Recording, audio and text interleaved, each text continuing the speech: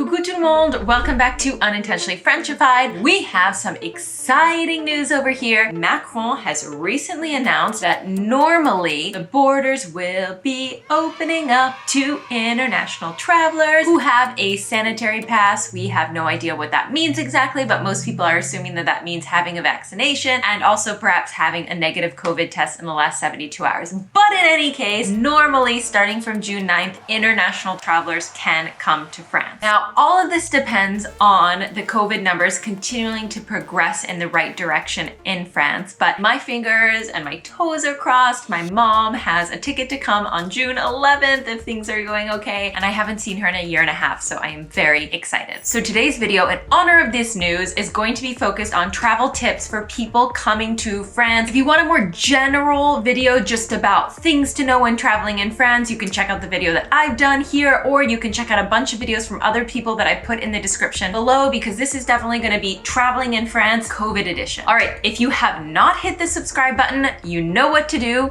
Otherwise, c'est parti. Tip 1, book things early. Like when I'm saying early, if you're thinking about traveling to France right now, you should already be booking your stuff. Whether we're talking about lodging, whether we're talking about rental cars, train tickets, plane tickets, I highly recommend booking your stuff now. Nobody really knew in France what was gonna happen related to traveling this summer. And to be fair, we couldn't go farther than 10 kilometers from our house a week ago. Things are slowly starting to lift, but because people didn't want to be in the same situation they were in last year, where they had reserved these international vacations that they couldn't go to anymore, and then everything was booked in France, a lot of French people are actually holidaying in France only this year, meaning that they're renting a lot of places as well. You know, they're looking for tickets, plane tickets, train tickets to get around in France. They're renting cars. There's actually, I was just seeing a news report about this, that most locations for cars, the agencies are out of cars. So the stuff that you can find right now is already really more expensive than it normally is. First tip is, if you're even thinking about coming to France, I would start looking into reserving whatever you need to make your vacation a good time. Brush up on French vocabulary, and more specifically, COVID vocabulary, health vocabulary, and numbers. Why, you ask? If it wasn't COVID time and you were traveling, I always say that it's best to learn some of the most basic vocabulary and try to use some French, and that's always a good idea when you're traveling anyways. But COVID times, I think, make it even extra important, because there's gonna be a lot of signs, there's gonna be a lot of information about COVID, limitations to the amount of people that can be in enclosed spaces, limitations to how many people, you know, can be in a shop, different hours, different things that they're arranging because of COVID. There's just a lot of directions and different information being thrown at you when it comes to traveling with COVID or living with COVID. And so the more that you can kind of understand, the better. If traveling without language barriers is something that you feel really strongly about this summer too, and I would highly recommend even more in these circumstances, partnering with Lingoda is a great way to get yourself travel ready and be more comfortable in your communication when you're abroad. If you have not heard of Lingoda, they are based in Berlin. They have been going strong since 2013, and they are the #1 most trusted language online learning school. What I really love about Lingoda, and what a lot of people love too, is they're not an app-based learning method. They're actually classroom-based. Now, this doesn't mean that you have really strict timing. It's very flexible. They have classes 24/7 that really goes along with your own schedule. You can do them straight from home. It's very easy to fit into your everyday routine. Plus, the classes have native language speakers as teachers, meaning that you actually get to speak French with a French person before you arrive in France. I've always been super open with the fact that speaking French was the hardest part of learning French for me, mostly based on the fact that you don't have a lot of self-confidence. I knew what the words when I read them, I knew, you know, writing them, but actually speaking them was hard. And what's great about Lingoda is the class sizes are on average 3 to 4 with a max of 5 students,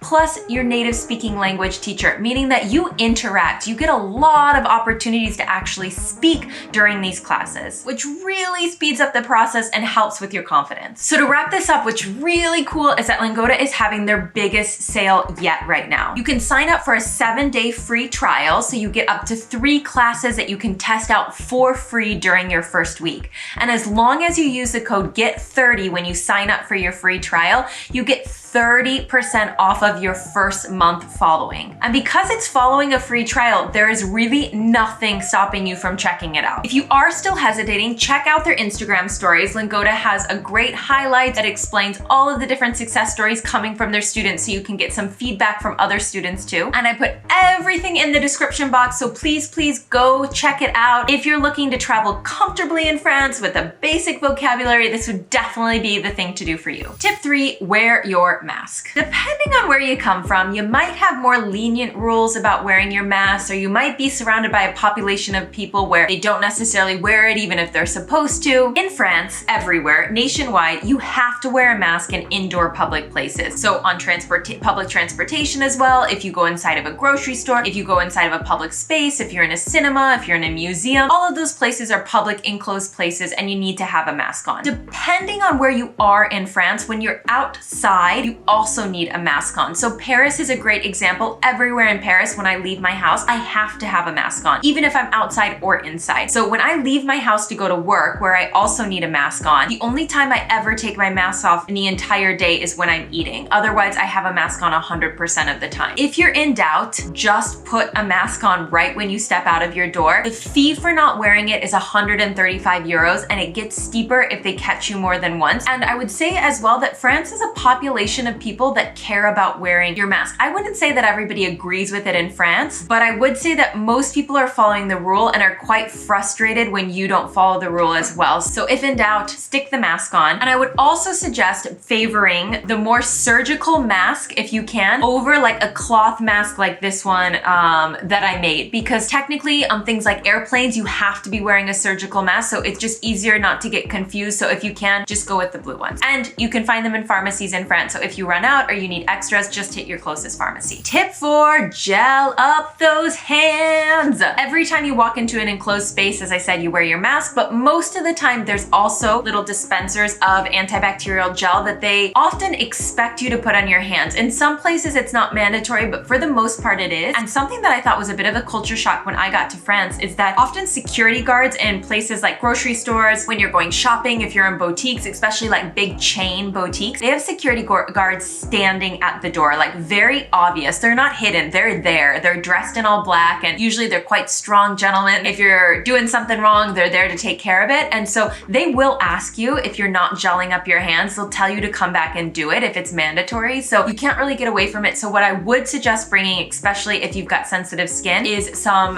moisturizer in your purse as well. So you gel up your hands, and then I seriously right away grab some moisturizer and moisturize my skin as well so they don't crack and bleed. But lots of gel in France. So just make sure when you're walking into closed spaces, pay attention, because the gel won't be very far from the front door. Tip 5, do not faire le bise. If you've seen any of my culture shock videos, you know that I have a very love-hate relationship with la bise. It can be very confusing sometimes. How many do we do depending on what region you're in France? Sometimes you walk into a soiree and there's 20 people and you're like, oh my gosh, I have to kiss all of these people or be impolite. On the other hand, it's so French and it's so European and it's hard not to love what it stands for. But in any case, whether you love the bise or you hate it, people aren't really doing it anymore.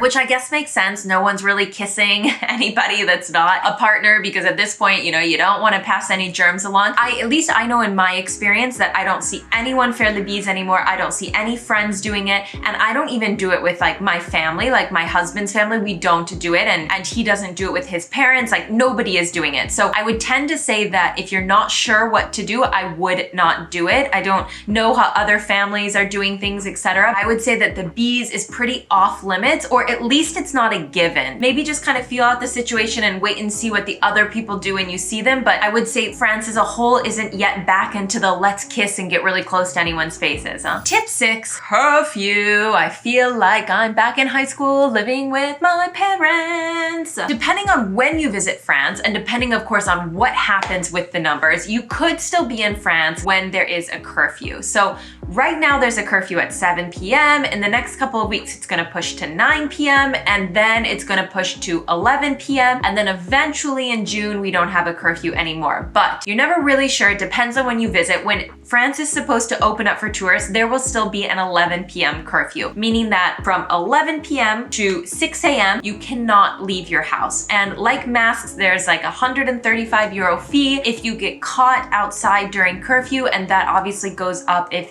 you get caught multiple times. This is a national curfew, so it's everywhere in France. It doesn't matter where you're at, so just keep that in mind as well. And if you don't know, just ask, but beware that depending on curfew, hours of certain things can change as well. So this is why it would be good to speak a little bit of French or have a little bit of vocabulary so you can ask some of those questions, but just keep in mind that there could be some restrictions when it comes to hours where you can be outside. Tip 7, read the cancellation policy on everything very closely. This kind of goes hand in hand with my first tip where I was saying like reserve right now if you want to come to France so that you're sure to have something. On the opposite side, make sure if you're reserving that the cancellation policy is possible and that it's flexible. When COVID first started, everybody was very flexible about cancellation because when you had booked your tickets, you didn't know. And so of course you weren't planning on having a global pandemic. And so a lot of people were very lenient in their rules. I would say now when you start booking, there's a lot of people who have said, okay, listen, you know you're booking during COVID and you know something could possibly happen. So the cancellation policies aren't as flexible as they used to be. So really keep that in mind because everything that is surrounded,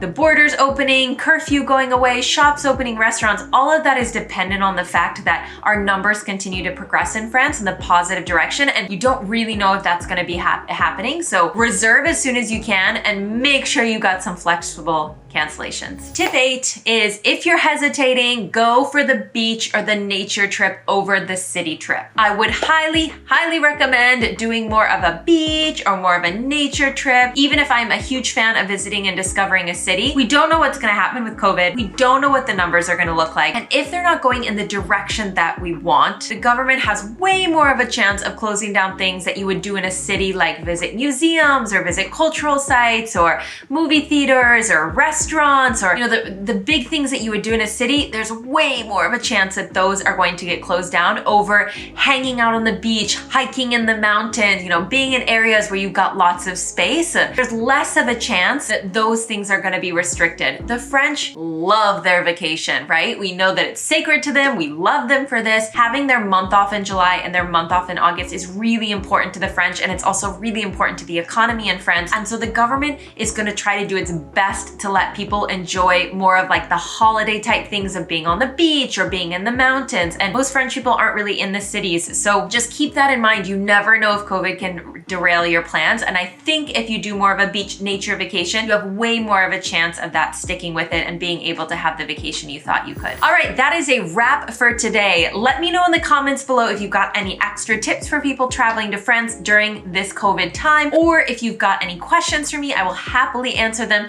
below. Don't forget to check out Lingoda. They've got 30% off right now on your first month, which is huge. This could be a huge booster for your language before coming. I hope everybody has a great week and I will see you la semaine prochaine. Bisous!